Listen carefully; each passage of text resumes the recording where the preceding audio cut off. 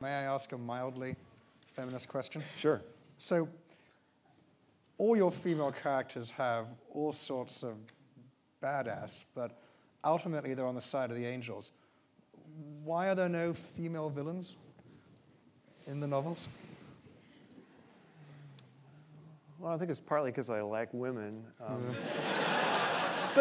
But someone who liked women would allow them to have the full scope. Granted, there's some female baddies. I mean, I take your point that it's pretty heavily skewed towards good females. In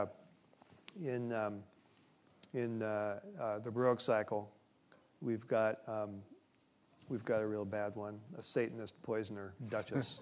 So she's pretty bad. She's pretty bad. Okay.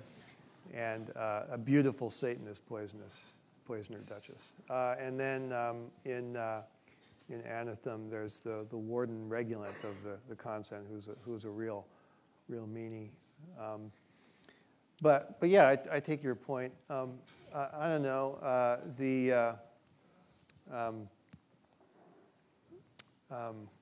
I think that to be a convincing baddie, you've got to have power.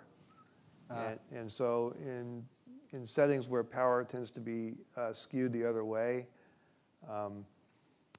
it's just statistically you're going to get more evil bad guys.